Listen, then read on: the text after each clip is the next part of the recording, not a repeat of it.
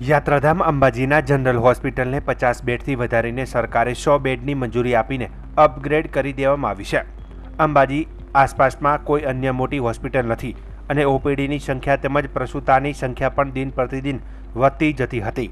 આ સિવાય અંબાજી આસપાસ અકસ્માતની ઘટના પણ વારંવાર બનતી હોય છે। તેવામાં અંબાજીની હોસ્પિટલમાં માત્ર 50 બેડની સુવિધા હોવાથી અને સ્ટાફ પણ ઓછો હોવાને કારણે મહત્તમ કેસ પાલનપુર સિવિલ હોસ્પિટલમાં રિફર કરવા પડતા હતા।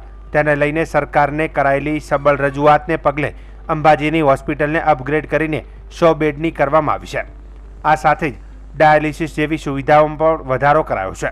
આ વિસ્તારની આદિવાસી મહિલાઓને પ્રસૂતિ વખતે મહત્તમ લોહીની વિશેષ જરૂર પડતી હોવાથી પાલનપુરથી મંગાવવું પડતું હતું, પણ હવે આ સુવિધામાં પણ વધારો કરી આ હોસ્પિટલમાં બ્લડ સ્ટોરેજ સાથે બ્લડ બેંકની પણ અંબાજી ખાતે મંજૂરી આપી દેવામાં આવી છે।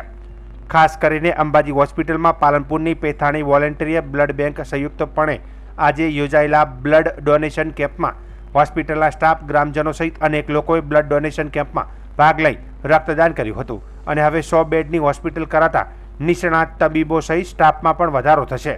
તેને લઈને પાલનપુર રિફર કરાતા કેસ મહત્તમ ઘટાડો થશે તેમ અંબાજી હોસ્પિટલના સુપ્રિન્ટેન્ડન્ટે જણાવ્યું હતું।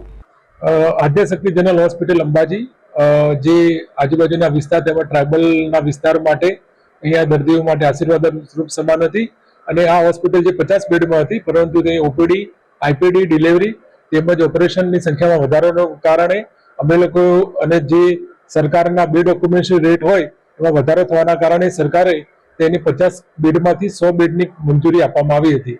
જેના કારણે સ્પેશિયાલિસ્ટ ડોક્ટરો તેમજ અહીંયા અન્ય સુવિધાનો વધારો થશે। તેમજ એ બ્લડ સ્ટોરેજ જે મંજૂર કરવામાં આવેલું હતું તેમાં જે જરૂરિયાત મુજબ બ્લડ મળી રહે તે હેતુથી એ બ્લડ ડોનેશન કેમ્પ પણ રાખવામાં આવ્યો હતો અને તેમાં અંબાજીના અગ્રણીઓ તેમજ હોસ્પિટલના સ્ટાફ તરફથી બ્લડ ડોનેશન કરવામાં આવ્યું હતું।